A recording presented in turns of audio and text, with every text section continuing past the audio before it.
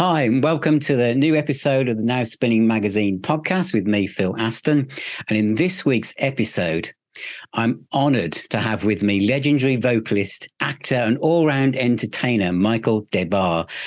Now, Michael is a vocalist extraordinaire with Silverhead, Detective, Checkered Past, The Power Station, the writer behind the global hit Obsession, and has probably undoubtedly been in everybody's living room across the world, even if you're thinking, I know that name from somewhere. And you some certainly bedrooms. do.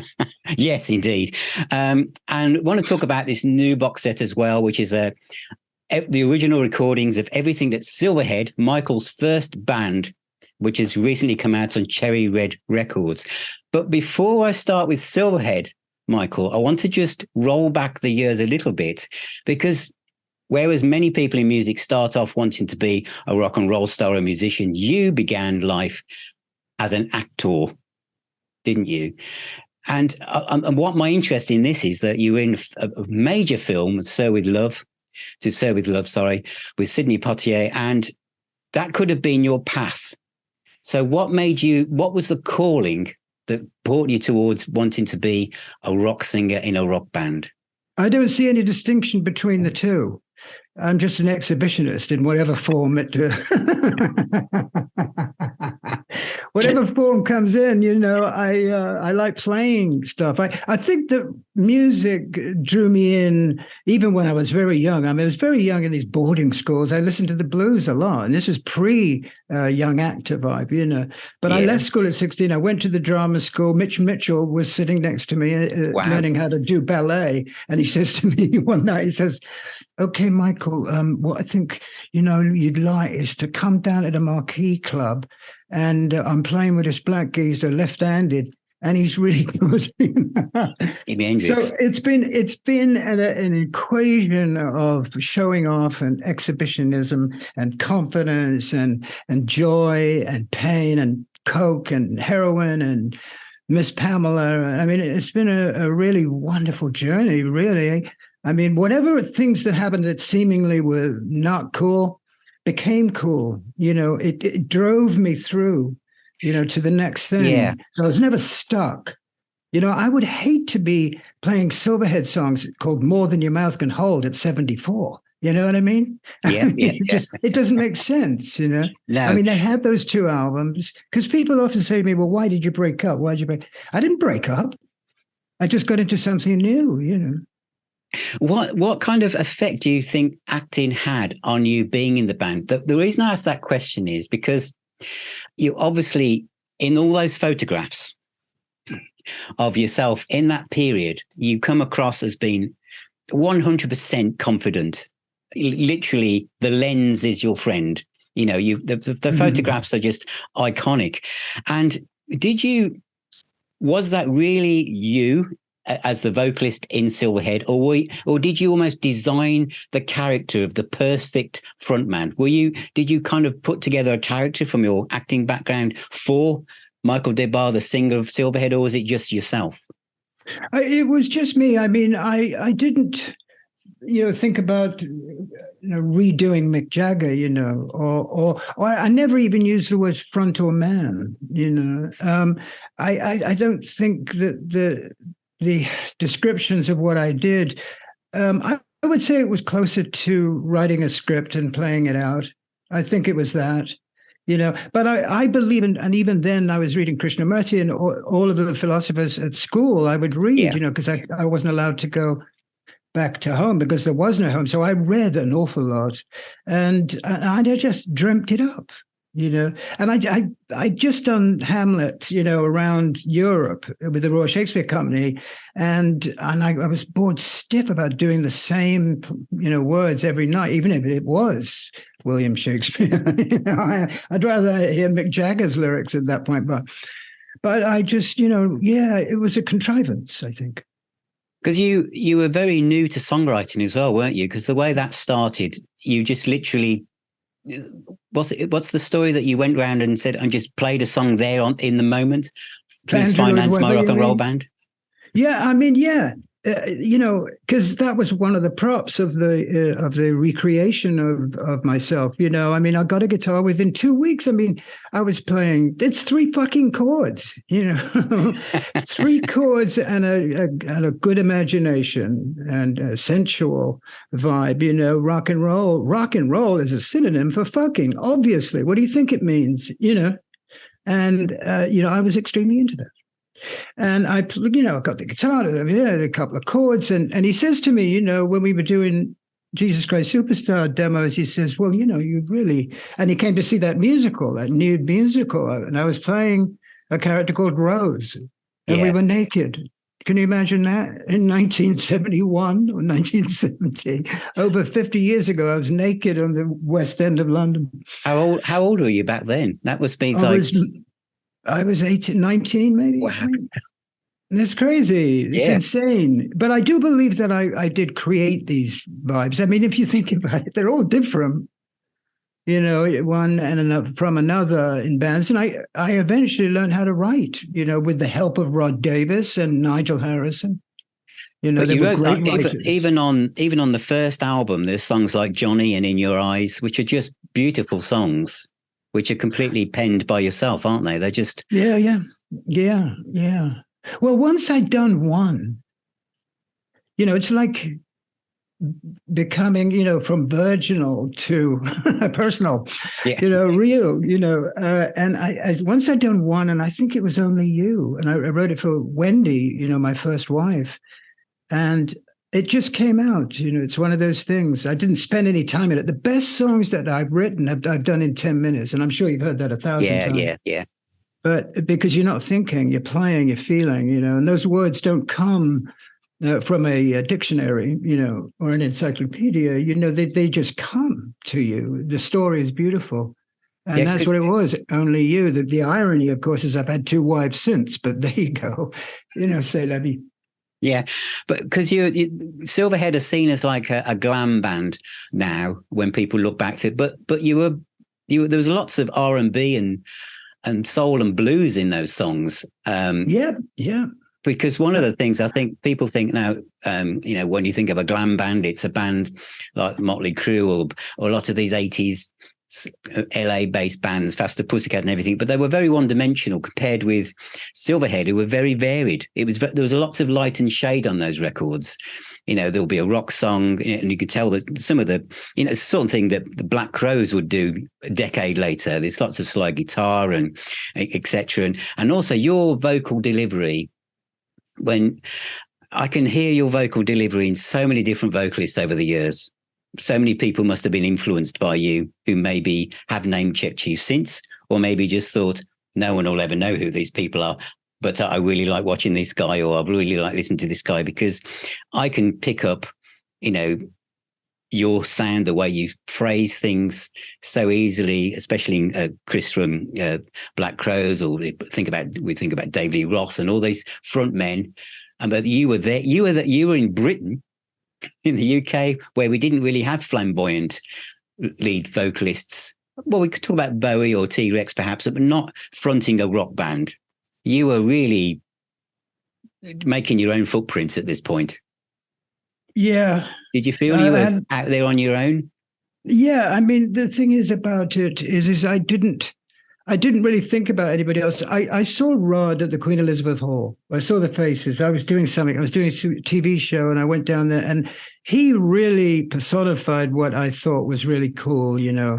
He was dashingly fun, but he had fun in there. There was a comedic quality, a dramatic sort of comedic quality. Even when he sang Morning Dew, he still had a lot of sort of spiritual vibes to it. Yeah. And in terms of me with that, I mean, what you got to do is you've got to perform the words. You see? Yeah. So it's not just meaningless stuff. I factor in the hotel, it's kind of 80s stuff. And yeah. And I've lost my Aquanet Superhold. It's not. It wasn't that. It was like I was really Only You. It was Only You. You know what I mean? And Met You in Chicago, and all of those songs, they mean something. Hello, New York. Fucking fire. The hotel takes fire the first night we're in New York. I just wrote what happened. and acted it out on stage every night for 2 years. But it's, while still being on the first album, it says it's produced by Martin Birch, but I think you all did it yourselves, didn't you? I think he was. Yeah. He just went there, yeah. Because there's some producers that get involved in it, and there's some that don't, and the rest is history. Yeah, but you had brass players on there, female vocalists. It was a very mature and really professional rock album for your young years. The whole of the band, really, great bunch of talented. Oh, it's so great. Amazing. Nigel ends up in Blondie, you know what I mean? Yeah. Good Lord, he can do whatever he wants. He's one of the great bass players of all time. And Rod Davis's riffs, Robbie Blunt, with Plant, and incredible slide guitar player. Steve Forrest, same thing. Pete Thompson, great drummer. And the way we did it was, I got them all in, because I got signed to a label, and but I didn't have a band. So we put an ad in the Melody Maker, and the first 5 guys, actually it was all built on what they weighed.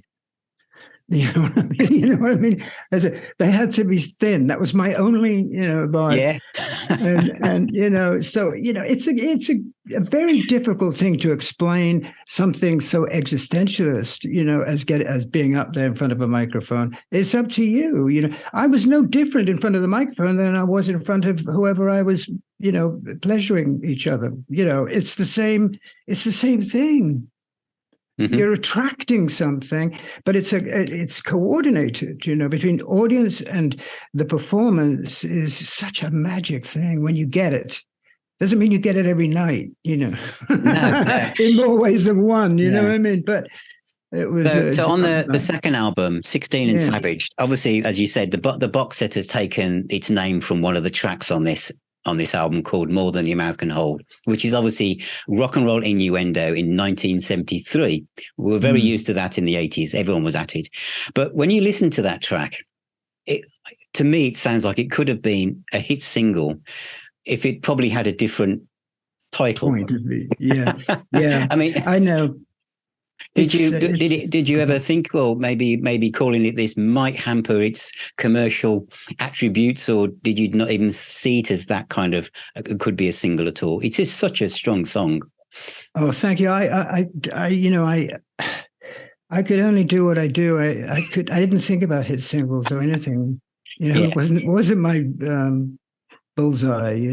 I just remember the things that we got up to were just magic, and we weren't conscious of any kind of like publicity or anything like that. I remember Nick Kent, he talked to me, and it's the first time I've talked to any journalist,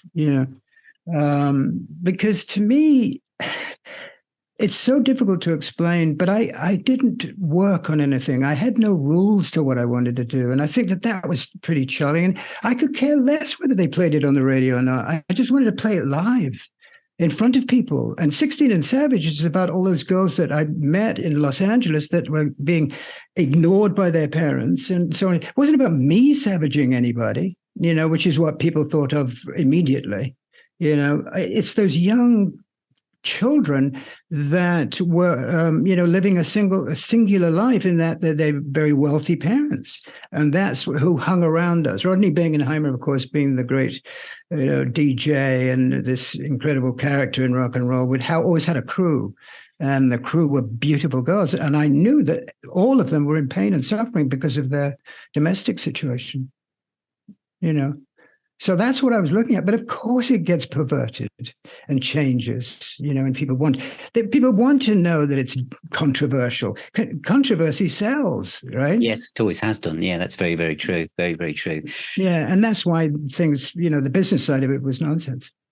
Yeah, because you were signed to Purple Records. Deep Purple being one of the biggest bands in the world at the time, with the other big bands, Sabbath and Zeppelin and Stones and etc. And it could have been seen as maybe it was a vanity label. And I first discovered you from buying a sampler album called Purple People, and you were the first track on side 2 with the re-edited single by Ian Pace, Rolling With My Baby, and I thought it was the best track on that sampler, obviously next to Deep Purple, I was a big fan of. But what happens next is that when you're thinking that 2 strong albums, the third one is going to literally break open the doors, and it all comes to an end. Now, I'm not there. Obviously, I'm looking in from the outside, but knowing that, did they put together all these bands on this vanity label thinking, well, none of them are probably going to do that well, and we can put all this against tax, and it will help us look after the thing we really want to look after, which is our bigger band. And all of a sudden, Silverhead start to take off. Because you were becoming successful. I've heard the live stuff, the crowds are going crazy. But they decide, no, we're not doing it anymore.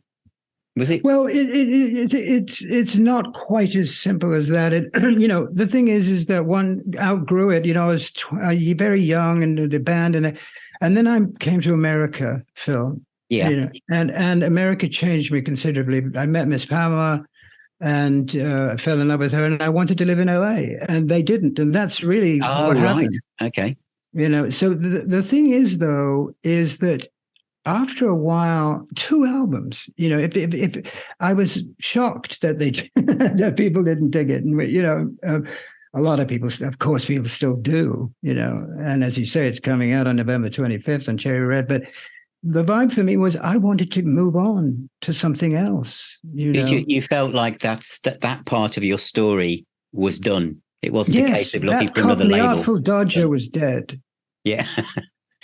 And I wanted to be, Errol Flynn Jr., or change into something else. I just wanted to change. I didn't,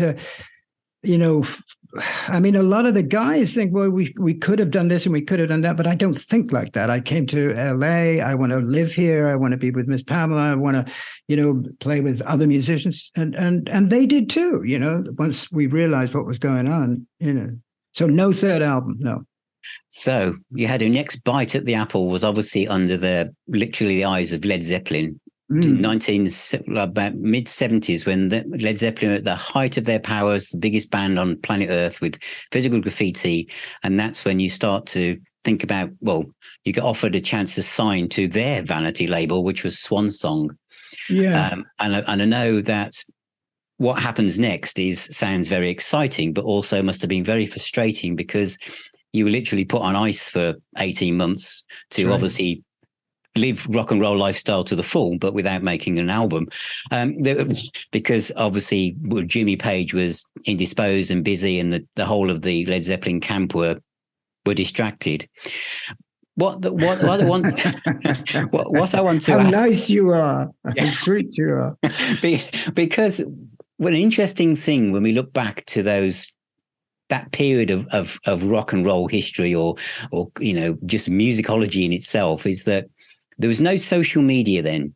And so if a band played a bad gig because one of the members was indulged too much, no one was allowed in with a camera, no one recorded it, so you could move on to the next city and it would soon be forgotten.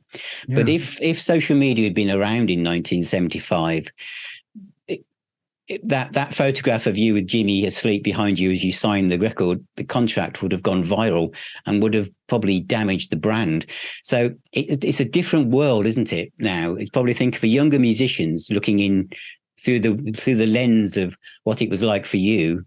And again, Led Zeppelin were very young as well, is that you can't do that now. You trip up in public and it's everywhere within 10 minutes and it will stay there, forever. So it must have been very different knowing that what we see has been put out by the managers and the record labels. But behind the scenes, it must have been very frustrating for you knowing that what was really going on. Well, it was, I suppose, but they gave us an enormous amount of money, and one had 18 months in Los Angeles, and I must say that I was not, going, oh, I really want to go to the studio right now. I can't bear it. I mean, why aren't we recording? I'm not that guy. I'm dealing with what is, not what could have been or what should be, put it that way. Jimmy Page is a genius. Why wouldn't we wait? Yeah. It's like saying, look, who can we get to do a painting for us? We have the opportunity to get, Van Gogh to do it, but we have to wait a year and a half. So let's wait a year and a half and then we'll get the painting by, I mean, so that didn't worry me. What happened was I became a drug addict, during that 18 months. Started off this dreadful vibe. And I sobered up for the records, and we got to play it. We got to play it with Andy Johns, Glenn's younger brother, who was a tremendous producer. You had quite a Led Zeppelin vibe on those albums as well yourself. Oh yeah, it's very yeah big, and we loved that. But my voice is not like Plant. We were playing the blues, of course. Every great rock band has to be based in the blues, so that there were those connections. The drums. Andy did it. Andy got that sound, and John Hyde is a monstrous drummer. That whole band were great players. I mean, we've got so much stuff in, that wasn't released that is, shocking. Maybe it will come out soon. On Org Records is the plan. But I just enjoyed the lifestyle of LA. You must realize that I'd come there for the first time, and I had 18 months, and and we were very financially good, and we did whatever we wanted. We go to Disneyland, I mean, me and Miss Pamela adoring America like she does, Mickey Mouse and rock and roll and muddy waters, and for me that's one equation. So I just enjoyed myself. I love that song on the second album, Something Beautiful. That is such, literally a beautiful song. Your vocal delivery on that is just amazing. Oh, thank you so much. It was, about Miss Pamela, and obviously, that's what I was feeling. I mean, if you really do feel something and you're an artist, then you want to tell the world. Because you might have the talent to be able to write a song or a play or a movie, whatever it is, but if you want to pay, homage to someone, what a lovely thing to do is write a song about them, I should be writing a song about Stevie Van Zandt right now. But because of the radio show with him, But thank you very much. I like ballads. You sing ballads so well. Thanks, man. They're sprinkled across every album you've been involved with. And they are literally, they just stand out, and they're just timeless. Timeless, and that's wonderful to hear. Because I think those are my favorite vocals when I look back and I listen to them, which is very rarely. I mean, you can't. Yeah, of course. Yeah, that's ridiculous. But whenever I do hear it on the radio or whatever it is, I'll go, whoa, that's pretty cool, and move on to the next thing. And you did move on, and you moved on to the next one, which is one of my personal favorites again, which is Checkered Past. Great. I mean, what a band. I mean, the lineup, the music, the songs, the attitude, the look, everything, the timing, everything. I mean, how much is too much? The World Gone Wild, Let Me Rock, Only the Strong, Underworld. The songs were just like fantastic. And then again, bless your heart. Yeah. That song, I've got to, again, we mentioned ballads, No Knife. That ballad is. Yeah. Oh, wow. Was good. That was good. Working with Steve Jones and Clem Burke and Nigel Harrison, Tony Sales, all very accomplished. Tony was with Bowie's Tim Machine, and Nigel Blondie, and Jonesy, who, the Sex Pistols. So is it, and Clem from Blondie. It was an amazing band. And I thought we made an amazing record. But it was on EMI, which later we recomputed as being every mistake imaginable. Thank you. And it was one of those things. It was wonderful live. Oh, I can't tell you how fucking cool it was live. I've just seen a few videos, and you've got so much energy on the stage. Yeah, you seem flying to be around. Flying around, jumping up and down. You seem to be like, I mean, you had lots of energy in the 70s, but you've seemed to be plugged into the mains for this. I mean, what went wrong? Why didn't it work? EMI, they went behind us. They didn't get it. We wanted to be like a bluesy rock band with commercial songs. That's what was our target. It was that's everybody's target, isn't it? Rock band.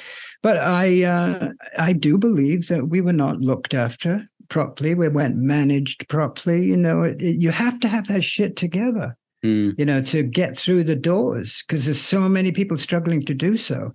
Yeah. And, and drugs, of course, were difficult for certain members. I was sober by then, but it's, I will leave the rest to your imagination. We were unreliable for sure. So you'd gone gone clean by this stage. Yeah. And had that been an easy journey for you, or do you just decided that's it? Yeah. I'm not doing this anymore. That's right. The latter years. I mean, I just thought, what are you fucking moron? You? What are you doing? You know, it's so silly. My usual thing, how to describe it was, I looked in the mirror and I saw Iggy Pop's mom. You know, and I thought, this is not cool. You know, with all good vibes to Iggy, who I adore, by the way, and you know, we had some fun too. But it's you know, I enjoy even that, though. You know, every part of it I've liked.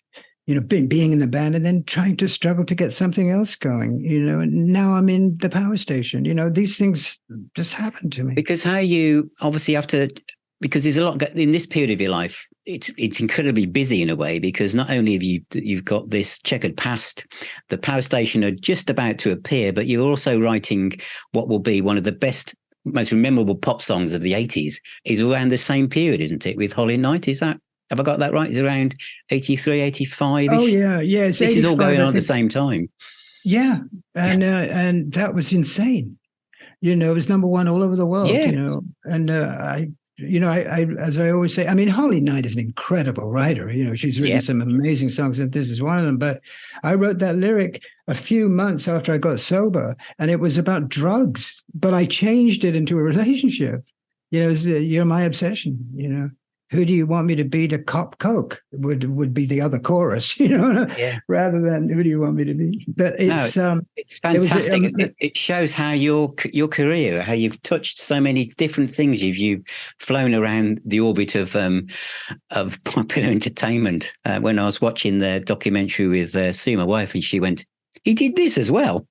Yeah, it was just people. A lot of people, Wayne, probably as they've followed you, probably didn't see that cul-de-sac with this massive hit single popped up in the middle of it. Yeah, but it's amazing. It wouldn't fit into the character, is what you're saying, right? Yeah, and you're absolutely right. But you know, to this day, I've still Seinfeld clips. You know, whatever it is, me and Johnny Depp in 21 Jump Street, or me with Heather Locklear, and you know. Melrose Place, whatever it is. I mean, I did 150 hours of American television. Wow. Under my belt, you know, and so people, they don't, now it's just an amalgam of things, you know, because now we got 2-3 minutes of something, and I've got that all over the place. True. When sticking just with obsession for a moment, because did that tempt you into going down the songwriter route? Did you suddenly think I could do this again? No. Well, I did it again with a solo album, and I write, you know, for other people. I wrote songs for, but not jumping up and down, you know, and I prefer jumping up and down in high heel boots, you know. And now, of course, all the older lead singers are wearing sneakers, but I mean, and Mick's running up and down. Yes, true. Yeah, doing aerobics there, and it's beautiful, of course. Yeah. You know, I like showing off. I'm an exhibitionist rather than, hey, here's a song, and you know, like these wonderful guys today, Ryan, Ted, or whatever their names are, you know, that create this incredible music.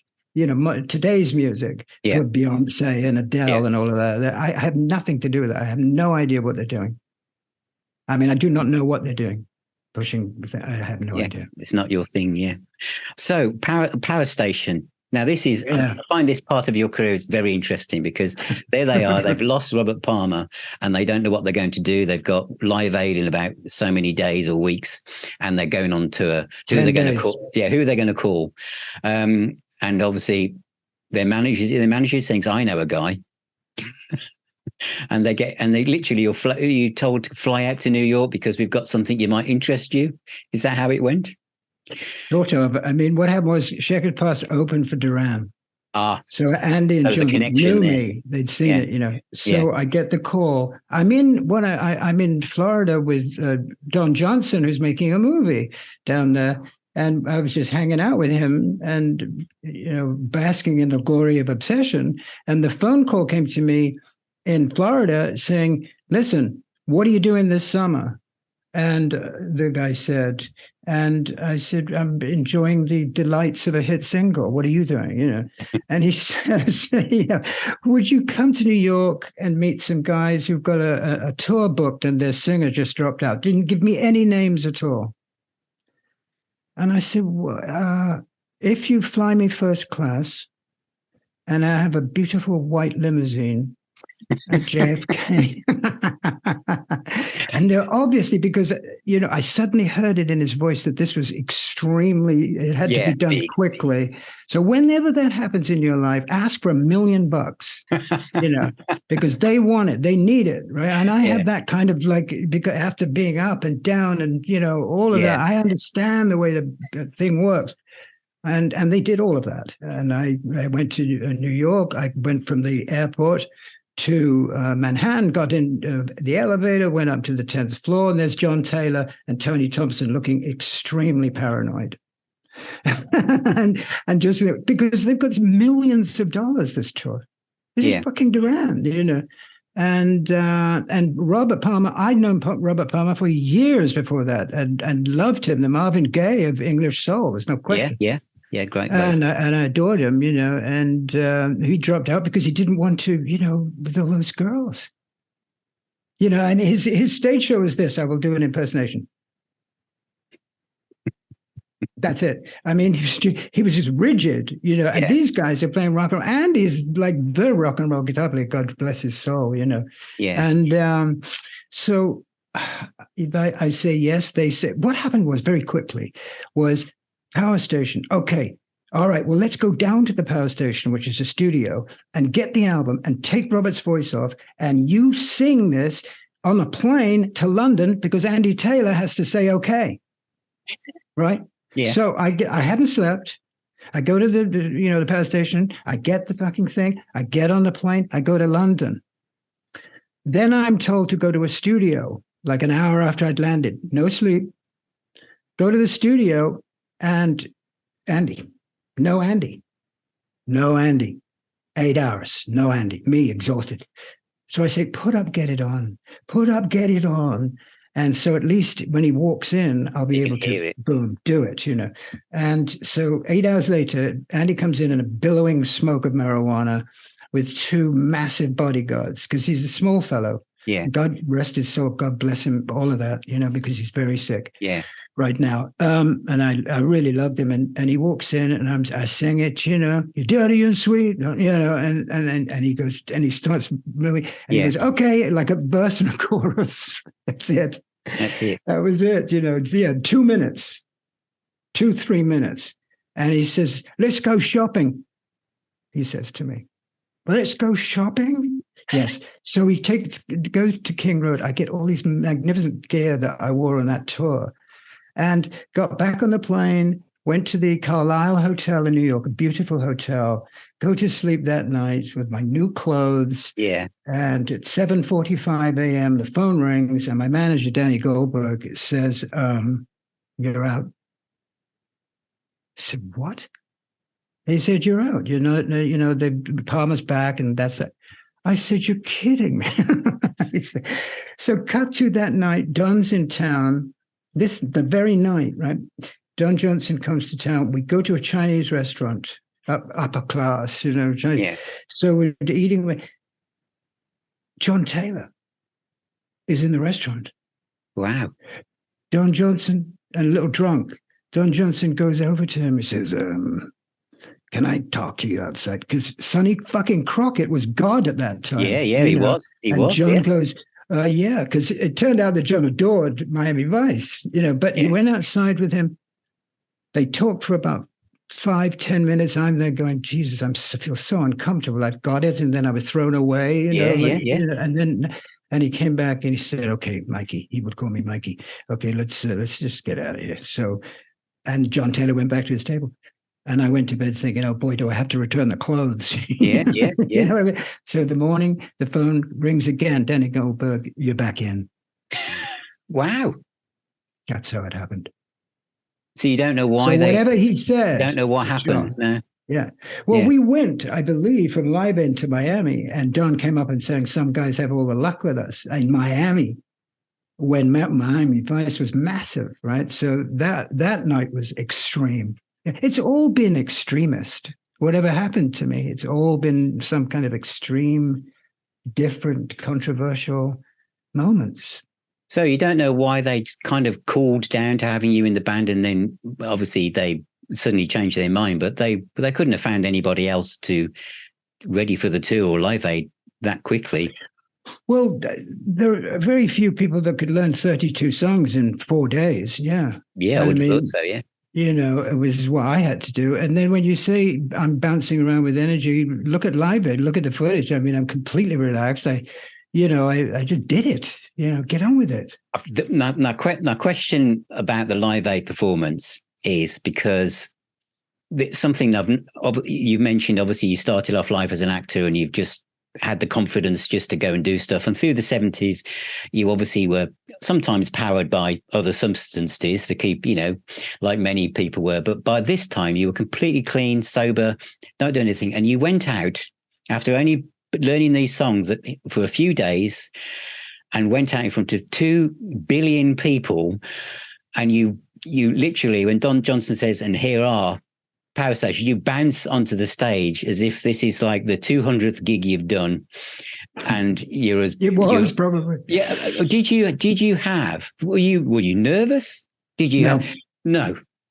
No. No. It's so funny because I was with Madonna back there, and I could hear her. I could hear her bracelets. She was so nervous. I'm going, what the fuck is that? And it was Madonna's Bracelets, which is the name of my new band. Anyway. So there I am. What the fuck? Who cares?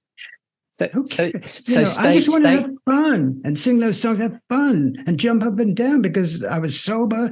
I was going to the gym, which of course I still do. And I just want to be ready, man. Just be ready, you guys. So you weren't thinking of, I need just a drink just for a bit of Dutch courage, or no, you just thought, I don't need nothing. I'm just ready to roll.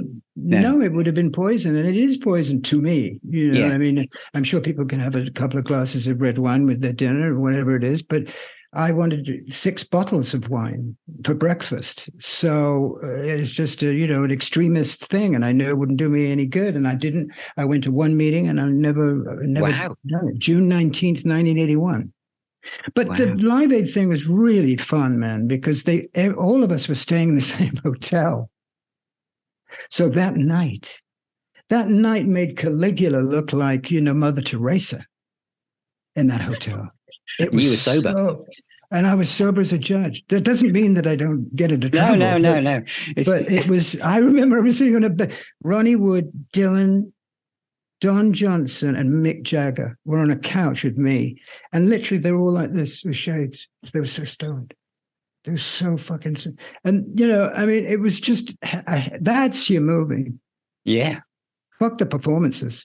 Yeah. That's the story of rock and roll, that couch. And I realized, this is humanity. There's, human beings here. They don't even know how to deal with and why it happened. Even the greatest stars. And Dylan would be the first person to say that. So stage fright or anything like that, it's literally never visited you. You've just always thought, this is who I am. This is what I'm going to do. Yeah. Take it or leave it. Yeah. So after this, there wasn't any talk of another Power Station album. This is when the acting thing really took off now, wasn't it? The kind of late 80s. This is when. Yeah. I mean, 2 weeks after the end of the Power Station tour, which was, economically extraordinary for us, me and Miss P. So what happened was I get a phone call from my agent saying, go to Paramount. You have an audition to play a character called Murdoch in the new series MacGyver.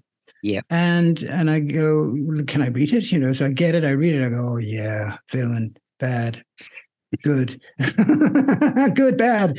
And I got my bad vibe going. And I rented a limo, a big white Rolls Royce, to go on the Paramount lot, right? Just to cause a disturbance. And we parked it outside. And Billy, who drove it, used to drive me around anyway. But we come in and outside the offices of MacGyver, and I'm all in black as usual, and they're all smoking outside. Oh boy, we got to get this guy. Oh shit! what's this? And I felt like, Zsa Zsa Gabor or something, getting out the white robe. And there I was. And I know I got the job right there. Of course, I went in and read a bit, I'm going to get that MacGyver. I'm never going to let him go. I'll push him off the goddamn cliff and he'll never know what happened to him. And anyway, so then they said, yeah, okay, you're a badass. Go up to Vancouver and do this. So I did. And I asked for an exorbitant amount of money and went up to Vancouver and tried to kill MacGyver and failed and fell off a cliff. And weeks went by and again, would you come back and do another one? And that went on for 5 years. Wow. And then, of course, it just blew up, doesn't it? The amount of parts you had and projects you're involved in. Oh, yeah. I mean, I worked solidly on every sitcom. I would play the rock star or the villain in hourly shows. Half-hour shows, I was a rock star. An hour shows, I was a villain. I mean, it was an extraordinary time. It really was. Doing Seinfeld, also the smelly car episode. Well, I don't know if you're aware of that, but it was huge. Seinfeld were the Beatles for a while, that show, those guys. And they were really good, really funny. And I did all of those shows. Did you feel like you'd gone full circle with going back to your literally roots? No, it's a crooked circle. It's a it's a circle with corners, which is clearly Pink Floyd's new album. Dude, I just think fell into things in the right place, the right time, And I think the reason, I knew how to act, I was confident enough to be able to go on a set with anybody. Clint Eastwood, I did Pink Cadillac with Clint Eastwood, and I go up to him. He'd never met me. He cast me on video. I talk like this, and I was like a biker, badass fucking biker. And I was like, no, fuck off. I was that guy. Yeah. And I go out to him, and that's all he saw. He said, yeah, let's get him. And so when on the first day I go out, and we're in Nevada in the mountains, and because I played the biker gang, a white sort of evil motherfucking Harley Davidson gun, jacket, leather, and I go out to him and I go, Clint, Mr. Eastwood. And he goes, yes. What? I said, go ahead, make my career. And of course, the whole crew, everybody were laughing, and Clint was laughing. And it was a beautiful moment because I'm looking in the face of somebody that I've looked at ever since I was a kid. The lines on his face and the age and the shoulders back and the heroic stance that he had was just over fucking whelming and beautiful, And I had a gun on him. I had a gun on Dirty fucking Harry. Come on. How exciting is that? You know what he did that night? He says, hey, Michael, come to my trailer. I got something I want to show you. I go, yeah, sure. So I go to the trailer. It's Schwarzenegger's trailer with all the lifts and weights and things. All that. But it's all been cleared up for Clint. And he puts on a documentary of Thelonious Monk. Oh, right. Yeah, the jazz guy. So we're both sitting. Yeah. And I'm not having a conversation at all, watching Thelonious Monk, who had to be the most eccentric, jazz player. He adores jazz, as I'm sure you're aware. Yeah, He's a real music hound, and he thought that I would enjoy that. That's incomprehensible, isn't it? Really, and that's what happened. He showed me the documentary, and at the end of it, it had the Warner Brothers, symbol, on it, and at the end of it, he looked up at one, the Warner Brothers minder who's back here, and says, "Get that symbol off the end. Get that Warner Brothers thing off the end of Thelonious Monk. That's a disgrace." And I realized that the guy had more chops on every level, on a business level, as an actor, director, producer. He was an extraordinary guy. Wow. And I learned a lot from him. Wow. So that takes us right through the acting. Basically is all you're focusing on in a way, but to the outside world, music starts to bubble up around the kind of mid 2010s. Is it kind of like you work on another album, The Key to the Universe? Yeah. Well, I made it in Rome. So you see, the thing is with me, the phone rings. pick up the phone. Guy says, "Would you come and make a record in Rome?" I mean, who's going to say no? you know, I mean, I had a bunch of songs. I'm always writing, and I went over to Rome and did it, and with Nigel on bass. Yeah, yeah.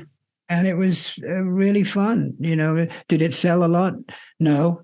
Did I have a ball? Yes. I had my wife come over, Britta, who you just met at the beginning, and we just stayed on in Rome, after the album was over. So I always thought, if you're going to do this, then this can happen. We can stay in Rome for a little bit. That was as intriguing as having a hit record, Yeah, yeah. Because they're all moments in your life. And we were in Trastevere, which is the beautiful part of Rome. And then we went around the country. But, that was the gift.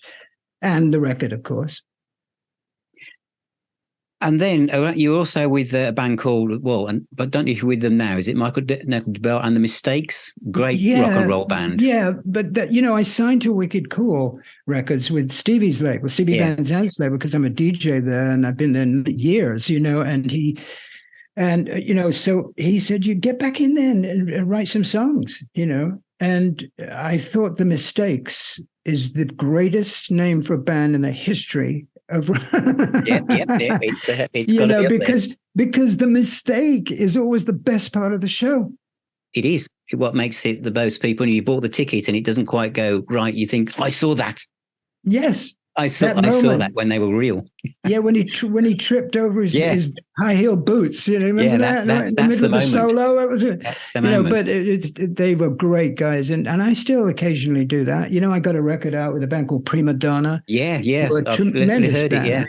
Incredible band, and I did that song, and that's been pretty successful. How did you sign to Stevie Van Zandt's label? How did you connect to him? Well, what happened was, funnily enough, it's Maureen Van Zandt that was really created this, because I was on the internet interviewing people like you are doing so well.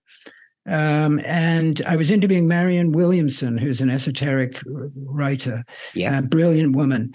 And this was not about Bill Wyman or Long John Baldry or anything. This was about, spirituality and metaphysics. And we were talking, and Maureen saw it.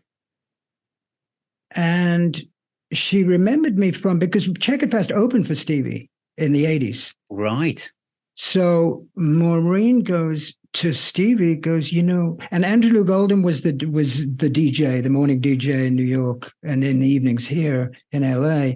And he was leaving, and they needed somebody to be that. And, Maureen said to Stevie, try him. I mean, he's a smart guy, try him. And he's been around. He knows what's what. And Stevie called me and said, I'd like you to do a couple of weeks and we'll make a decision. And I did a couple of weeks, and that was 9 years ago. Wow. And I'm on the radio every day for 3 hours, Sirius XM Channel 21. Yes, I listened to your review of the Kinks Village Green Preservation Society, where you're frightfully British, your accent as you review that. Oh, you have to do that, because it's that's America loves it. And it's also, there's a certain sound, that is very seductive to an American audience. And if I say yes, I didn't have a chance, and they all go, he's brilliant, he's a genius. He's a genius, I mean, it's just, and it's nonsense. It's just seductive bullshit, but, it works. And also the other thing is I really love playing music that I didn't make. I can extol the virtues of others rather than, my own, which is so good for you, as a musician, to really love Howlin' Wolf, and we play the best music, Otis, and all the Black Crows, and everything in between. So Darlene Love, and amazing music.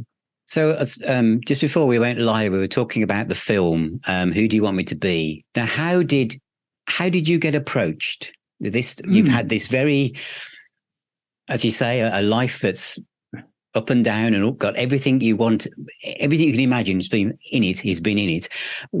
How did someone think, let's make a rock and roll documentary? What shall we use as a subject? How about Michael DeMar? More or less. But the real story is that I was doing a show on telly, and the producer was, this guy who, Mr. Weinstein, great guy, fantastic.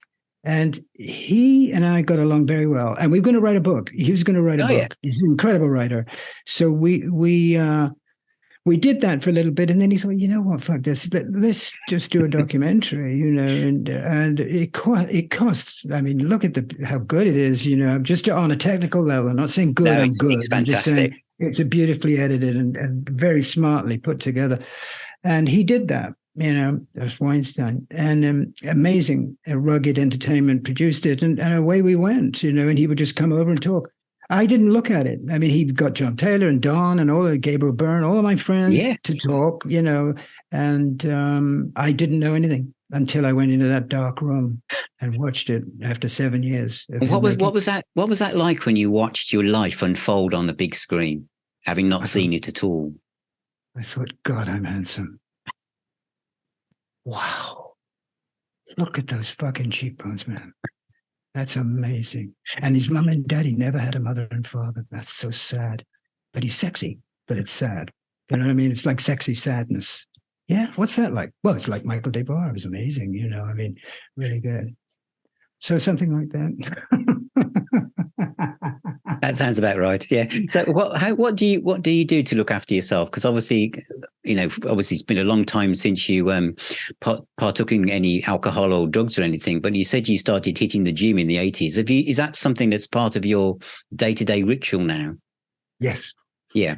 And it's been part of my ritual, for 20, 30 years, And I've even worked out when I was getting loaded, but I definitely love to work out. I eat right. I have the most beautiful wife, and we have this beautiful house. And, the pandemic was very interesting for me. It's disgusting and horrible, and I hate anybody in pain and diseased.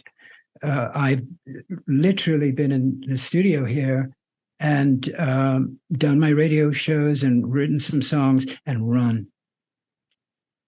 And, a couple of ways, but basically keep moving. That's the secret. Keep moving, drink a lot of water, and have a sense of joy in your life, and then be kind, be cool, be courageous, and you'll live forever.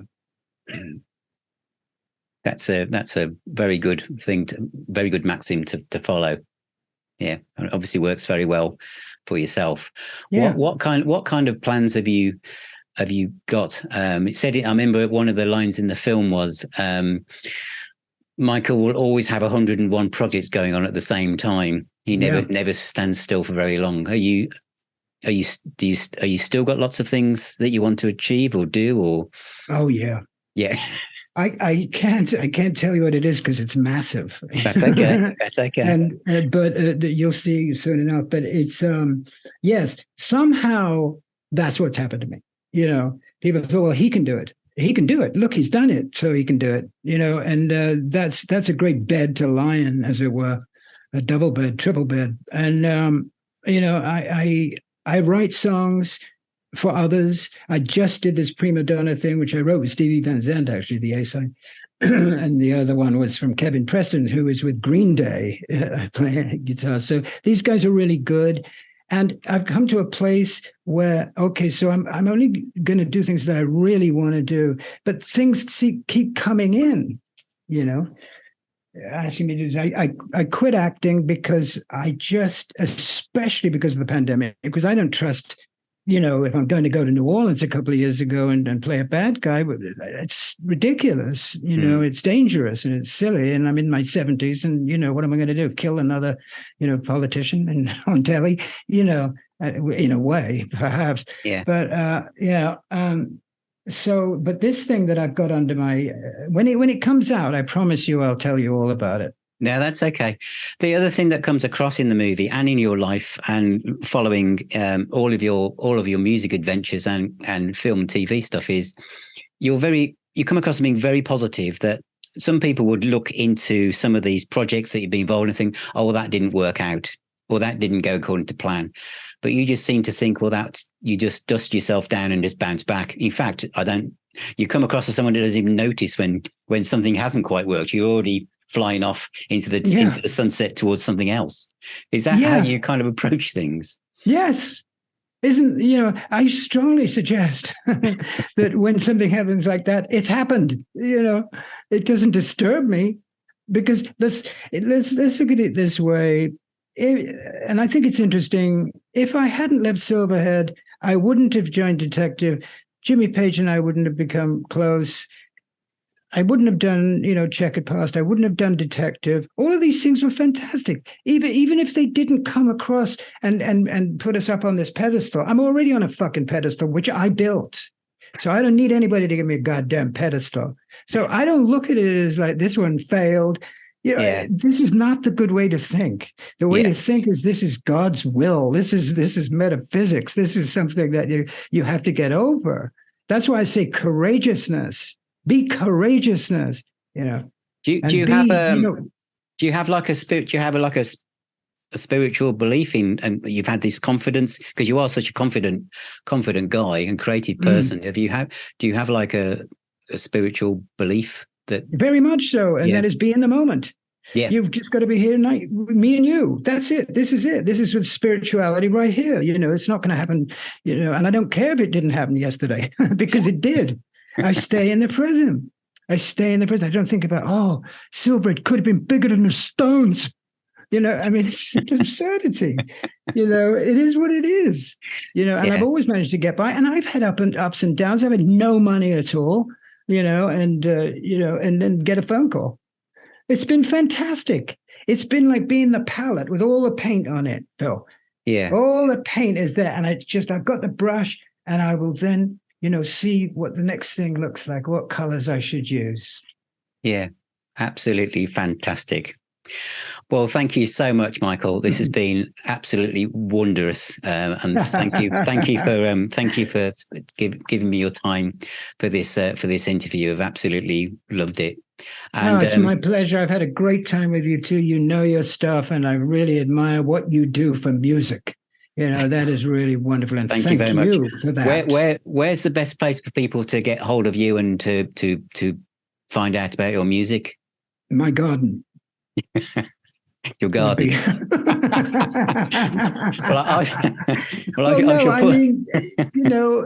You guys don't get Sirius, right? The channel. You don't get that anymore.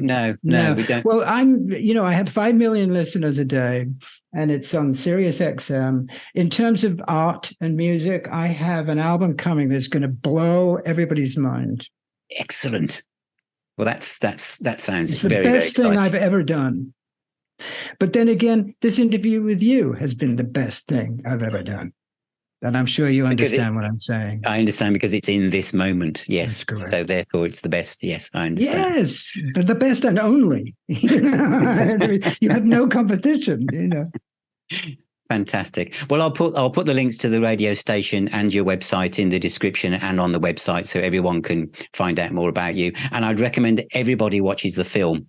It's absolutely superb, and it's on Amazon Prime at the moment, and it's worth watching. It's one of the best rock and roll documentaries I've ever seen.